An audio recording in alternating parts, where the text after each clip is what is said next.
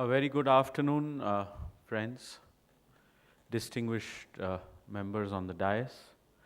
Uh, I think Mr. Parsuraman has already laid out the context as far as what the session today would be all about. I'll just very quickly take you through the background of the company that I represent. On 1st of February, which is just a few weeks ago, Asian Paints completed 75 years. We are now having 6 manufacturing sites in India. More importantly, we are setting up our latest factory here in Mysuru itself. And this is a factory that will start in the next 20 months or so. This is a factory which will have an investment of more than 2,200 crores. More importantly, it will be the largest paint manufacturing site for any paint manufacturer, not only in India, but anywhere in the world. So I just want to say that as far as ease of doing business is concerned, as a country, I'm sure we are trying to do many more things, but we have found in the last 1.5 years that we have attempted to operate on the ground here, things moving reasonably quickly. And we look forward to this large investment that comes up. As far as the subject itself is concerned, I see a lot of subject matter experts. I think all of them are going to cover many different things as far as the sector is concerned, whether it's the plastics or the chemical industry is concerned. Very quickly, I think as most of you are aware, the chemical industry can be broadly divided into petrochemical and specialties. By petrochemical, we mean all the downstream products, and specialty, I see a lot of other speakers who are here with us today.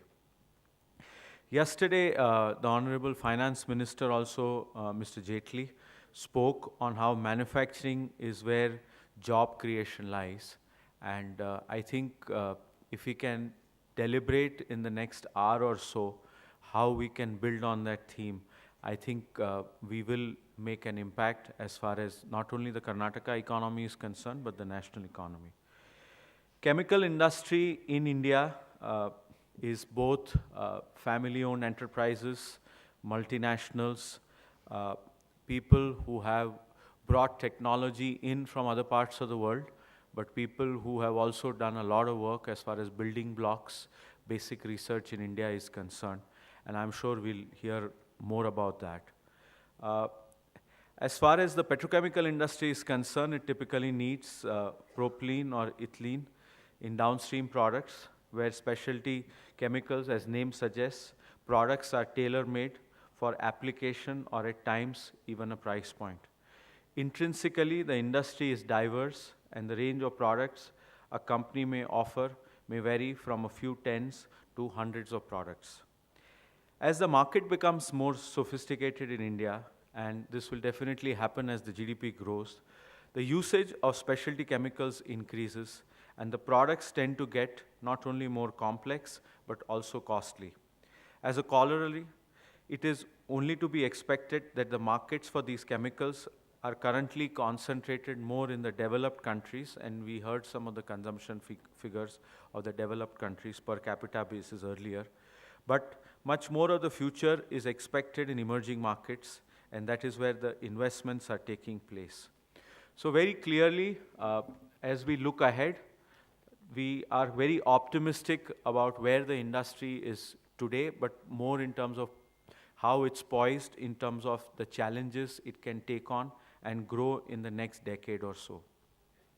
So India's chemical industry has the potential to effectively leverage the business of specialty chemicals for a much stronger global position. For chemical industry that is unfortunately not well endowed with hydrocarbon feedstock, the business of specialty chemicals, far removed from a barrel of crude, is a good bet.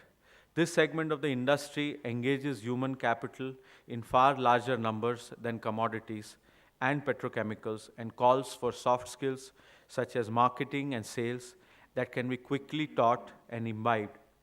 In plain speak, much more job creation opportunity, not just in blue collar, but also in the white collar service industry. But for the specialty chemical industry in India to rise from its meager existence today, lots of efforts and policy gaps need to be plugged. I will touch upon them very briefly. First and foremost is the National Chemical Policy. National Chemical Policy has been in works for a long time, which needs to be urgently formulated to provide enabling environment, infrastructure, and duty structure for the chemical industry in the country. It will place a framework for promoting safety and security and also R&D in the sector. Second priority in front of us, friends, is inadequate infrastructure. The lack of adequate infrastructure has killed many a dream of many countries and industries with potential. Good road, rail, and port connectivity to the industrial hubs needs to be seamless. 24/7 power availability is also a concern area. Captive power generation increases costs. I think all of us understand that. In the last few quarters, we can confidently say that things have improved on this front, but we definitely have a long way to go. Whenever we set up any project anywhere in India,